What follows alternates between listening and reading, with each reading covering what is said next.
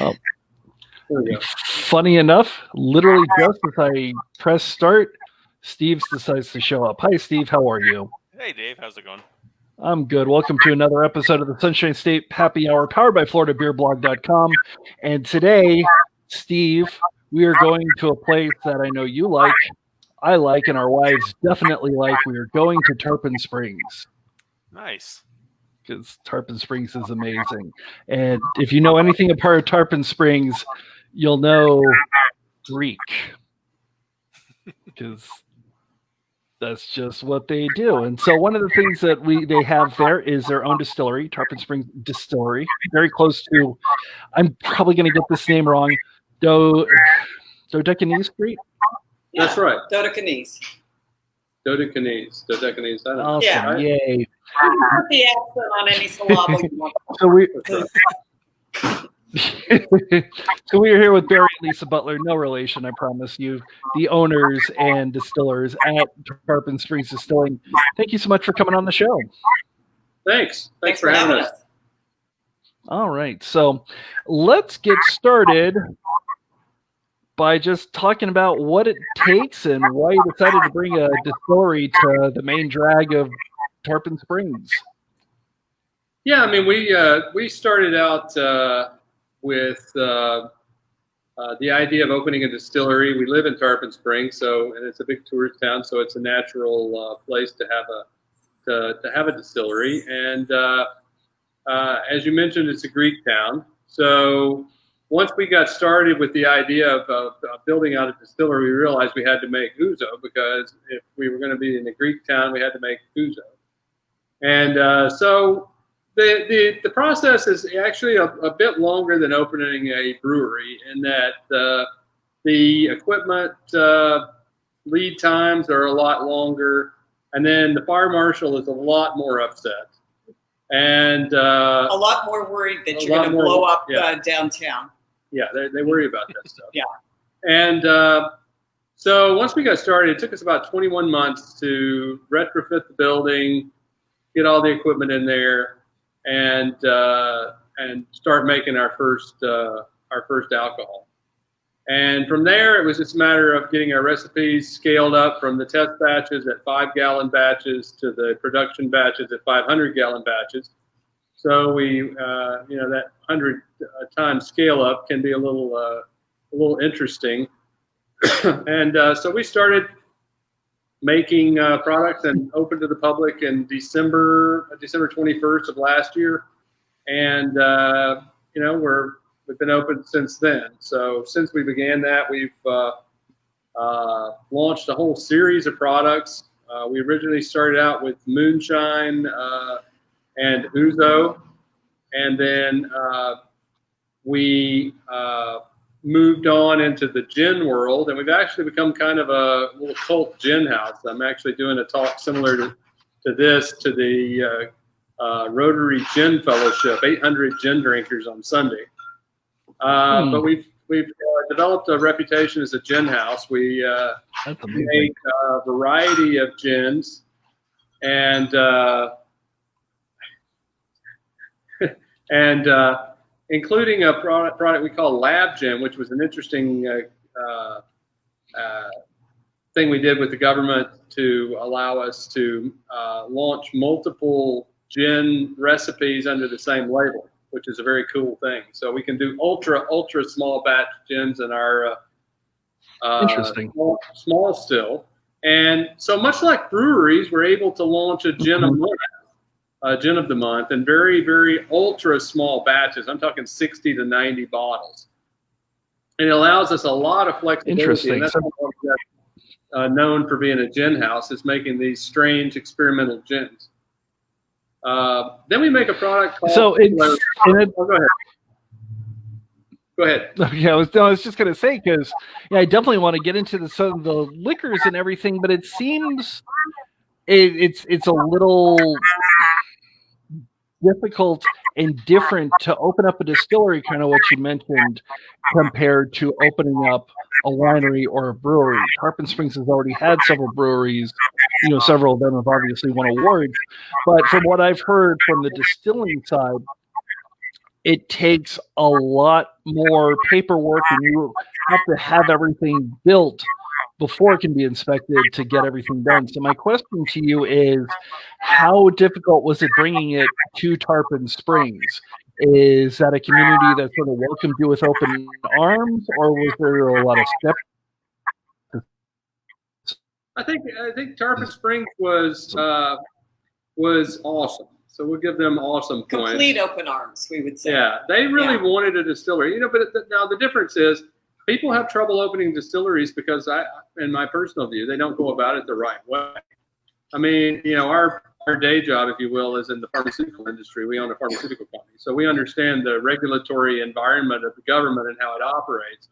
And that put us way ahead of the average person opening a distillery.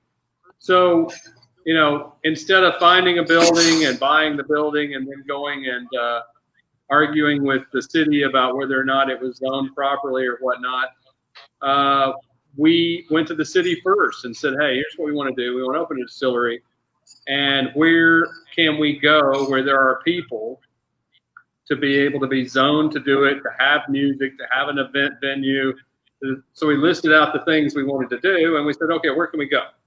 And so the zoning people and the planning people and the economic development people sat down with us and looked at the map and targeted this area that they were trying to gentrify between the docks and the downtown area, and steered us to this building that they really wanted to gentrify because it was in bad shape. And it was a sad state of disrepair. It was in a sad state of disrepair, and so they steered us to this old punch warehouse, and we met with the family, secured the property, and from then on, it was, like anything else, getting a building permit was 6 months and all the other things, but I think that's just a common thing in every community.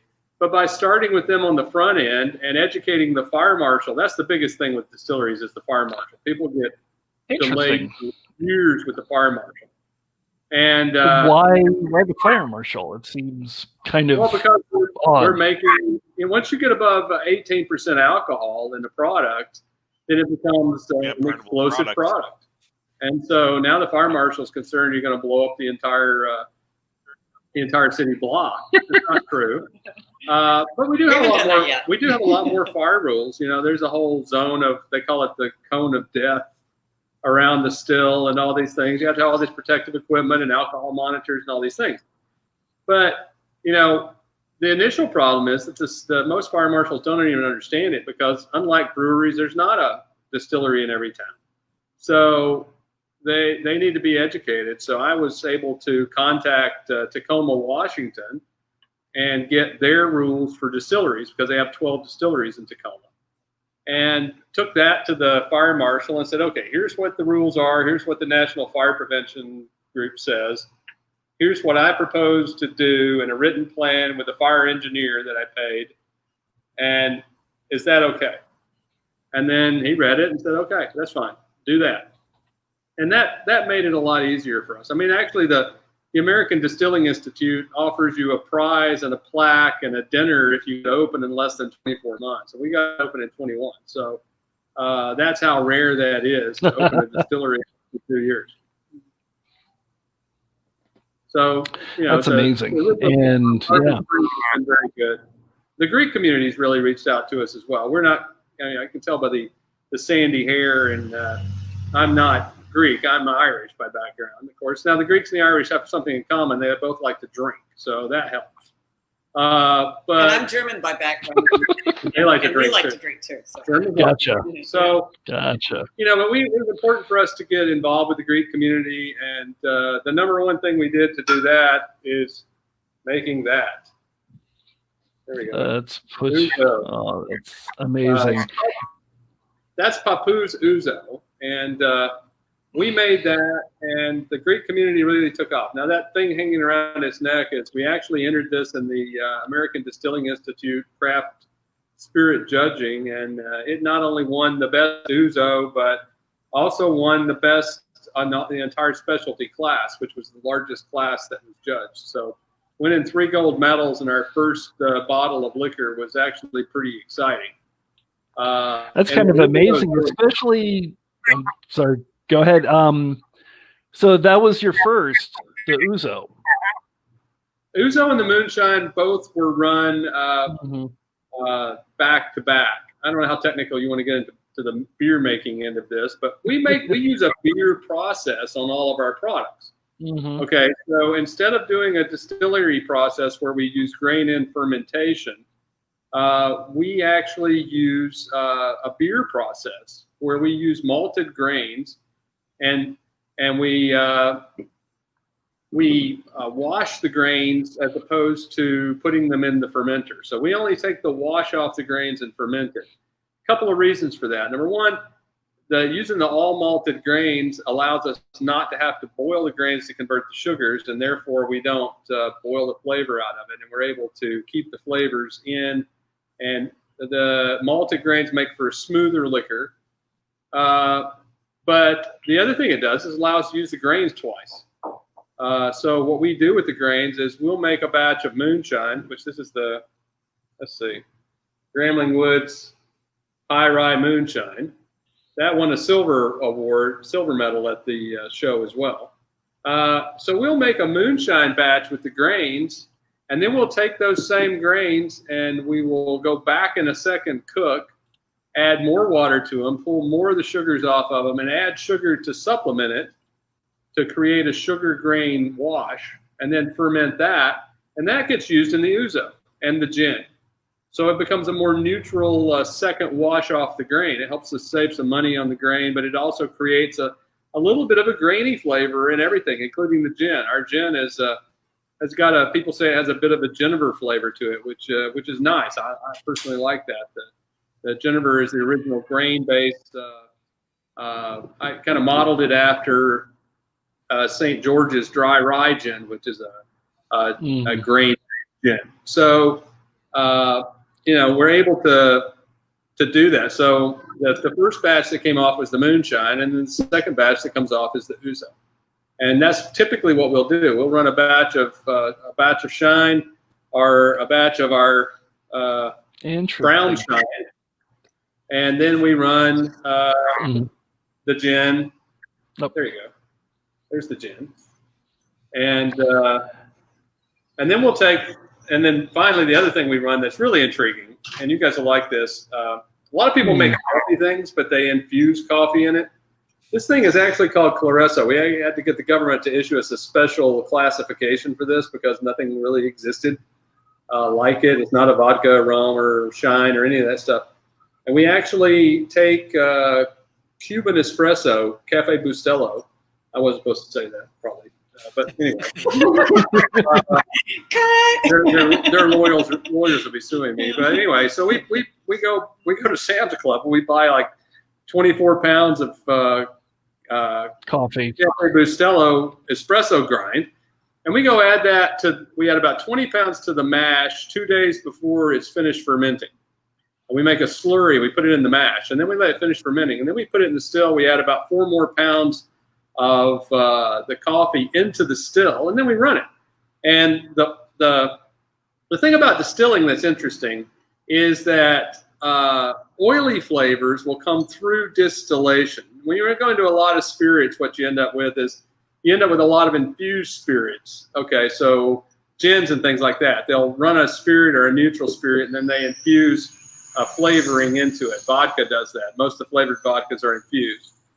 But it's if you want real depth of flavor in your alcohol, then you need to distill it in, because that gives it a double taste. You get a really good finish on things that are distilled in, and you get kind of a artificial front of the tongue flavor on infused things.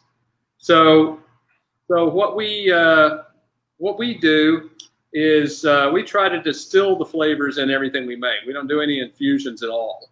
And what I've found over the years is that oily things will go through distillation, whereas non-oily things will not.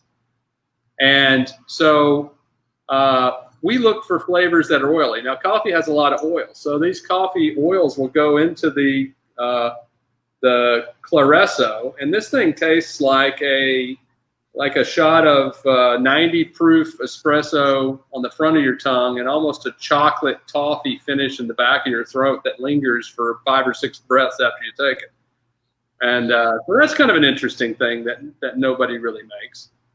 Interesting, because when I took a look at that, I guess my mind immediately went to schnapps, because there's about 15 million different ones, but it seems like this is a completely different recipe altogether.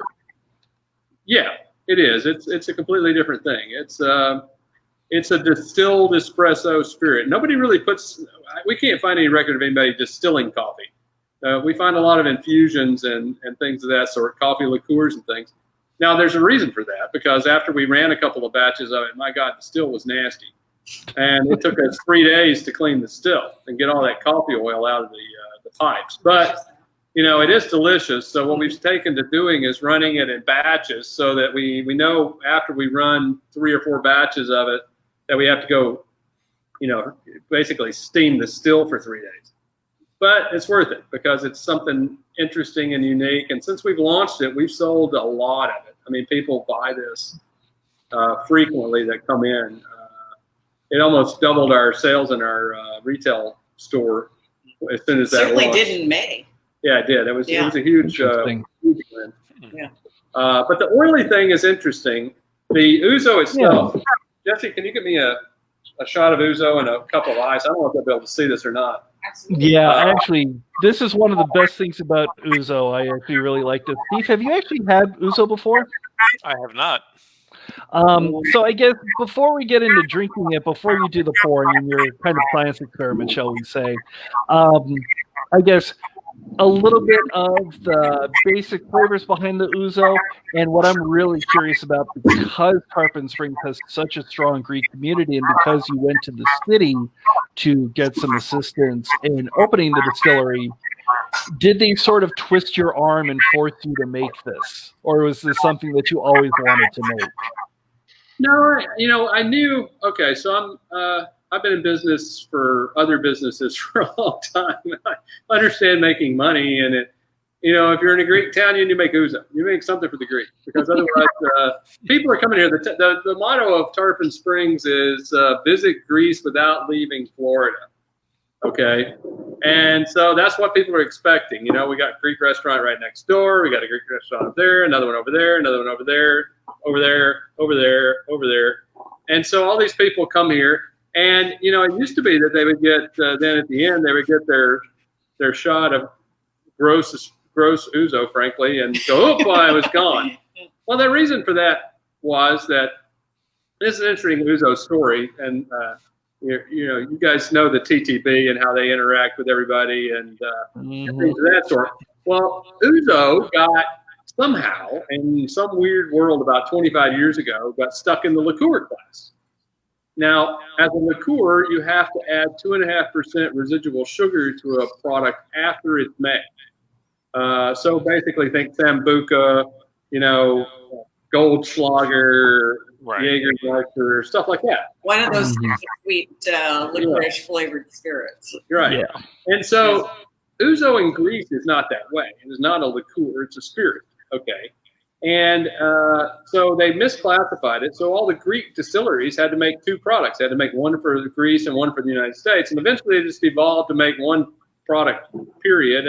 And the old school ouzo from back in the day just kind of disappeared on the mass market scale. Okay, now the little villages in Greece still have guys that make ouzo the old way. And most of the big manufacturers just kind of buckled to the market of the United States and made this liqueur. Well, end of 18, the TTB was petitioned by the Greek government to change the rules. And so they changed the rules for it and also aquavit. I don't know if you know aquavit. We're going to be making aquavit early next year. But they changed the rules on both of those so that you could make them the traditional way from the countries that they came from. And mine was the first recipe, and so far the only recipe, to get approved by the TTB in the traditional Greek way. So ours is not sweet. It's a 90 proof spirit, and it has all the flavors, and it tastes like a holiday. So if you're interested, we'll put on the show. Yeah. So here's the fun part. Okay. So is anybody familiar? Okay. So we're going to talk about lushing with an L. Okay.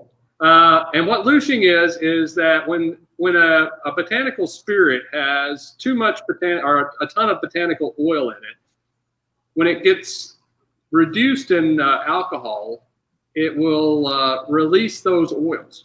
And sometimes you get gins that actually lose. If you watch them, they'll get a little cloudy in the glass if you put them on ice.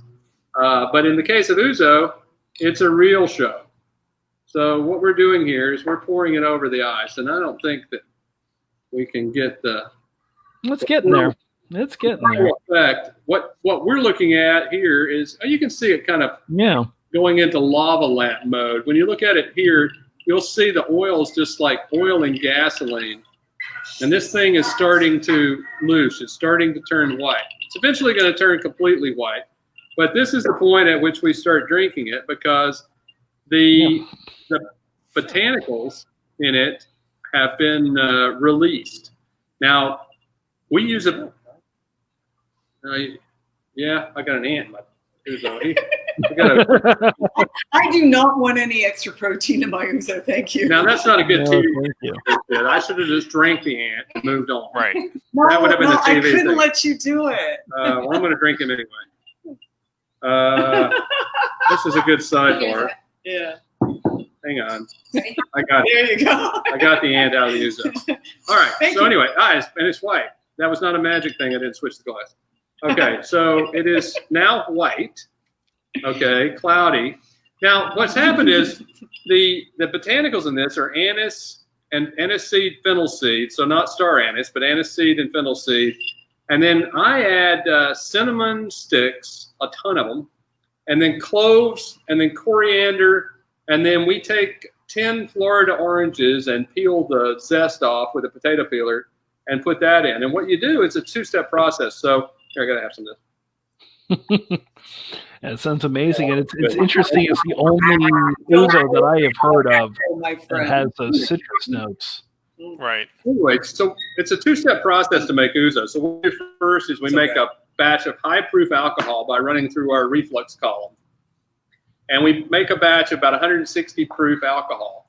And then we take 20 gallons of that. We put it in a barrel, a stainless steel barrel, and we add the botanicals to it. So I use 12 pounds of anise seeds and 6 pounds of fennel seeds and 25 cinnamon sticks. I mean, a ton of stuff. And all these orange peels. And I put them in that alcohol and put a cap on it and leave it for a week. And what happens over the week is just like vanilla extract, the high-proof alcohol will pull the oils out of the botanicals and create a brown oil. And so after a week, we take that brown oil, we put it back in the still, we add a new batch of mash from one of the fermenters, and then we run that whole process through the still again. This time we don't use the reflux column, we do pot still mode. So pot still mode is where it just goes basically from the pot to the condenser, like Appalachian moonshine still, right? And so we go straight over, do a pot still distillation on it, and those oils will ride the vapors over and are embedded in the alcohol. So it's in this state, it's a solution. It's an alcohol solution, but when the ice gets on it, it becomes an oil water emulsion and it turns white. That's amazing. And the best part about it, for all the folks out there who like a good stogie with their beer or their drink, this is the best cigar alcohol in the world because once it starts to loosh, the oils of the different things come out at different times. So every sip you taste of this is a stronger flavor, not a weaker flavor on ice. And every sip is different. And that whole anise and licorice really complements the earth notes on the cigars. And I just find it awesome to pour 2 ounces of ouzo in a big glass with one of those giant ice cubes and a cigar. And it's kind of a perfect end to a day. Oh, that sounds absolutely amazing right now, to be perfectly honest with you. It really is. It really is. Now, of course, the question is, because there's such a Greek community in Tarpon Springs, and many of them know, like, they're used to the real thing back home. When you finally started releasing your ouzo, what was their opinion of the beverage? They love it. I mean, we sell. They put it in perspective. They loved it so much they asked me to join a HEPA, which is the Greek society. I'm only the sixth non-Greek guy to join a HEPA. So there you go. I'm in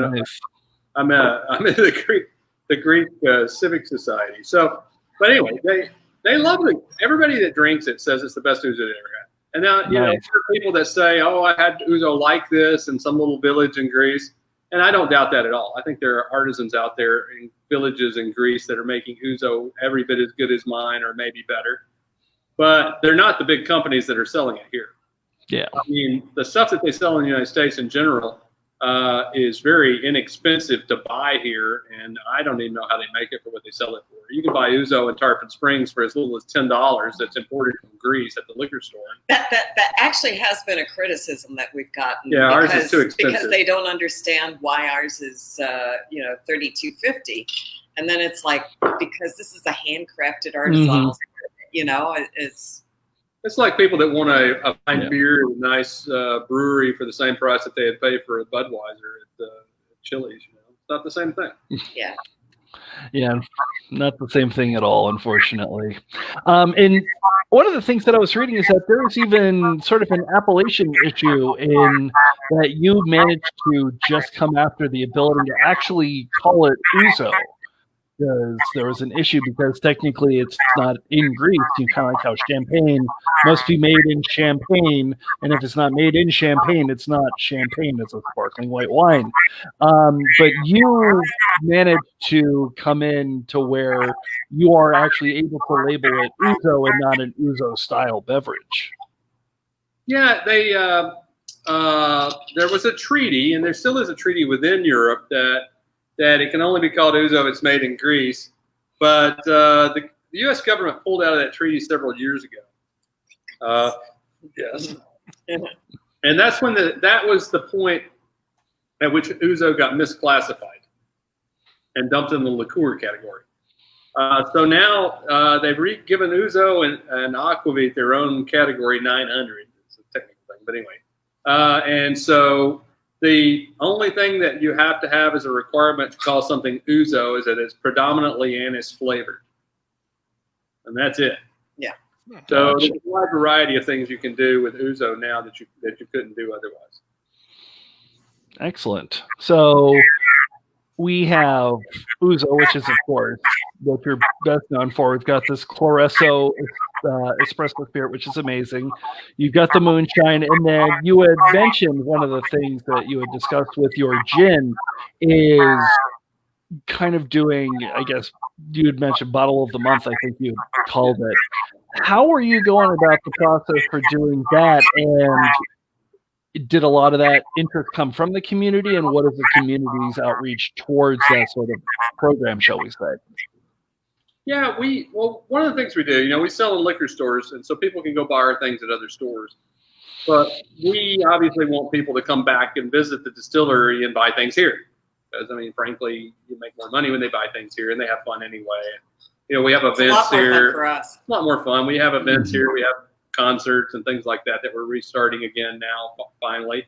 And, but, just like with the brewery, you get people that go there, and they have to have the same beer every month for a year. They want something different, and you need something new all the time. So these lab gins we only sell in our store. We do not sell them outside of the store. We're working a deal with a local liquor store to ship to people out of the area, but as far as in the area, we only sell these in the store. So the way these things look is like this. This is which batch is that? That's three. Rose petal and orange zest. Yeah, it's a 3. Okay, so what we did was, there's an interesting rule about gins. There we go. I'll put it in front of Lisa. Yeah. There's an interesting rule about gins, and that gin, if you make gin a certain way, you do not need to file a recipe with the TTB.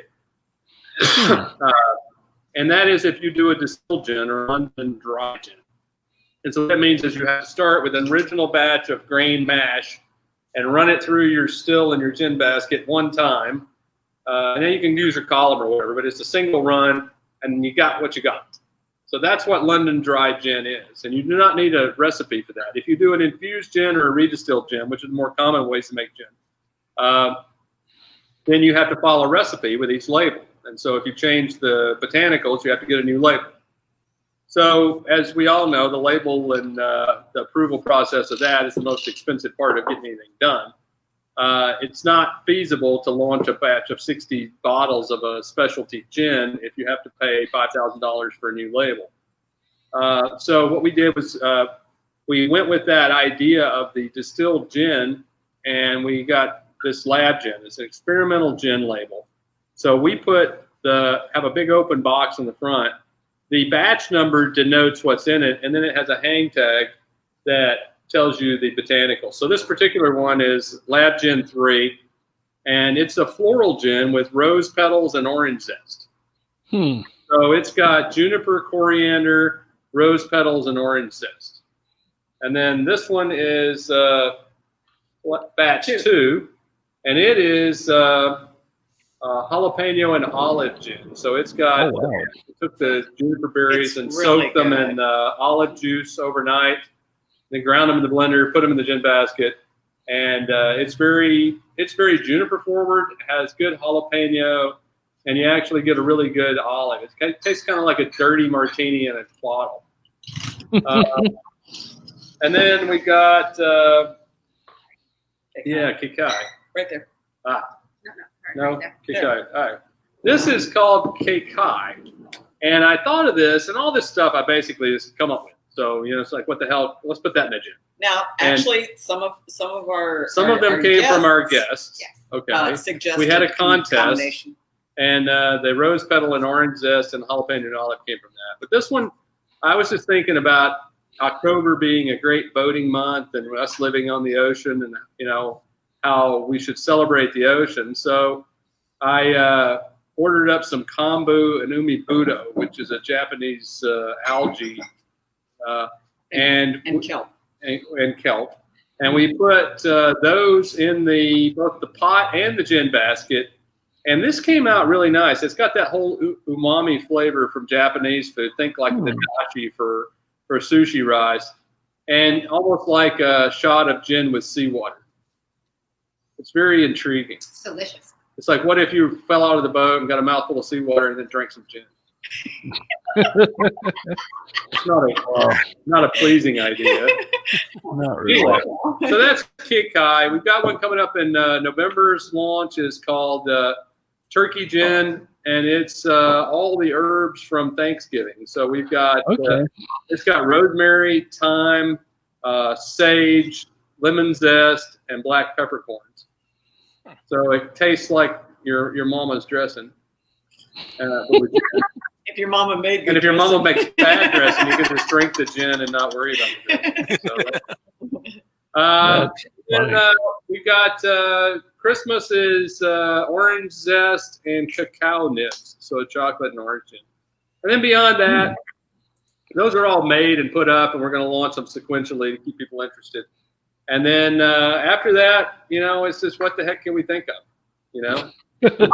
Right. If it's oily, I'll put it in a gin. We bought a bunch of new Florida herbs and berries from a Florida nursery, and we are growing them in the herb garden in the back. We actually grow most of our herbs for our gins. Interesting. So it helps us say it was Florida grown because we grew it right back out there. Even though the plant may have actually originally come from Lowe's or somewhere, it doesn't matter. It's grown in Florida. Anyway, so there's a Florida-grown nursery down in Largo. So we went down there and bought a bunch of plants and herbs. We've got horse mint and bird peppers and beauty berries and a whole variety of stuff out there that we're going to try to make gin out of. And every now and then it sucks. You got to be honest.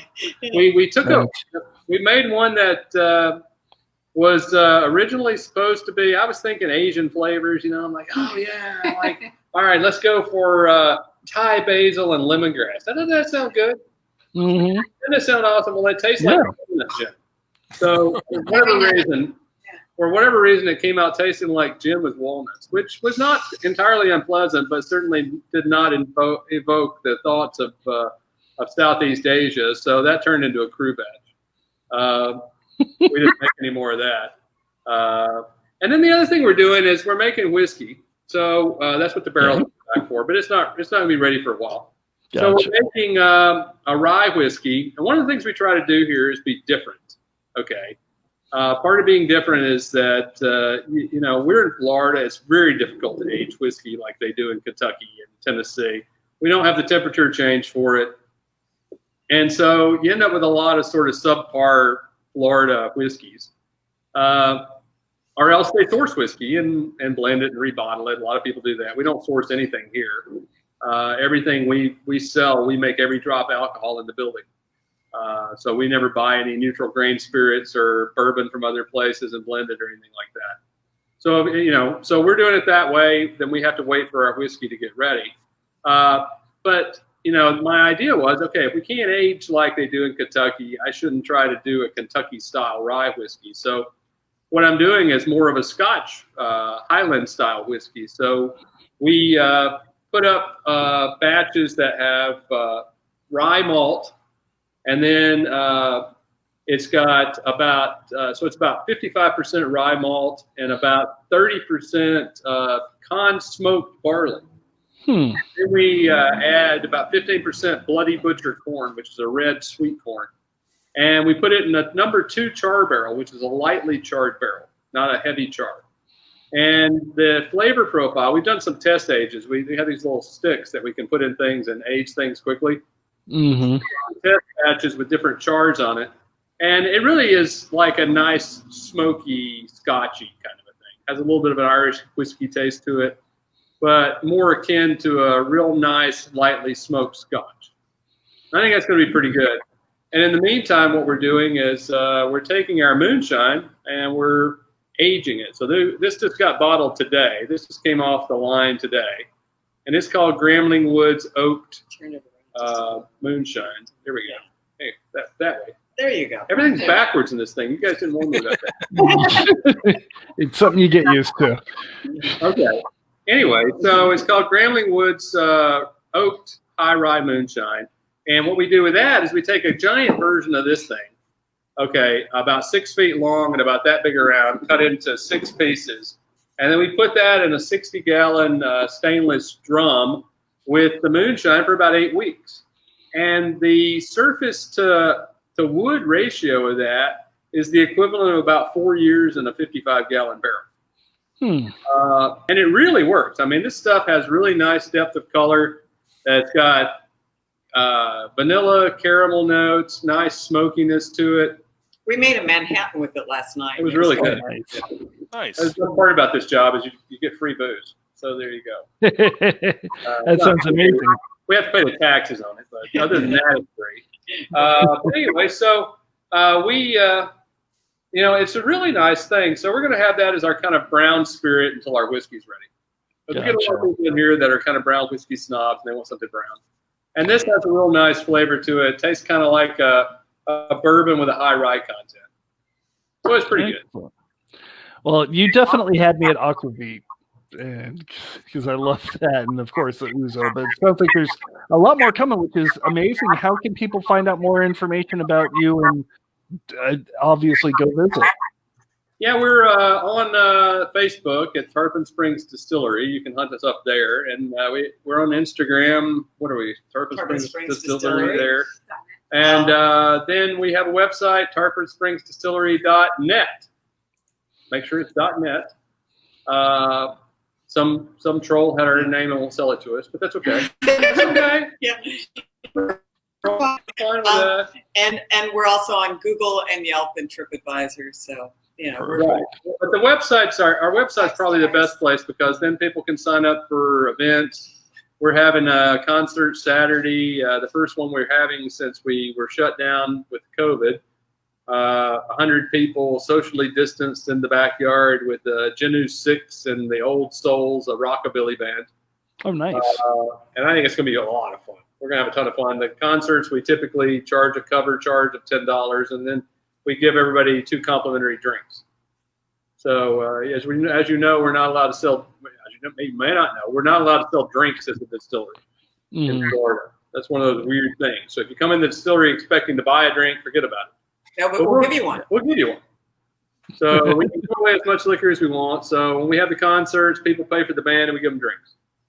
And that's the way it works. Hopefully this year the law will change a little bit and they'll let us sell drinks. If they do that, we got a really nice cocktail bar outside that we could sell some cool high-end cocktails made by Jesse. The one that's running around the back. Jesse, the one running around the back. She's our general manager and queen mixologist. Oh, nice. She makes drinks I can't even pronounce, and they're always good. So anyway, once we get that set up, we'll be able to sell drinks hopefully. But in the meantime, you can come and get a free tasting and tour and have a good time. I don't think anybody's ever given us. Changing the drinks. She changes the drinks every week. Unlimited, just because I've seen you once doesn't mean I don't want to see you again. Right. I want to see you with more of your friends. Right. Bring more of your friends and come back. Yep. And the drinks change every week, and they're always innovative. Awesome. That sounds amazing. Definitely thank you so much for coming on. You can see the entire team at Tarpon Springs Distillery. Not totally sure if we'll be back next week because I may just be taking that off. But the week after that, we actually have a great charity brew coming out of New York to support the theater people and performing arts that have been shut down for COVID. So definitely come check us out for that. If you're looking for more info, FloridaBeerMedia.com, FloridaBeerBlog.com. We're on Instagram and Twitter at Florida Beer Blog. This is going to be up on YouTube, or if you're watching us live, then you obviously know our Facebook address is FL Beer Blog. Barry and Lisa Butler from Tarpon Springs Distillery, thank you so much. Make sure to keep a bottle of ouzo ready for me. We will talk to you soon. Bye, everyone. Thanks. Bye-bye. Bye.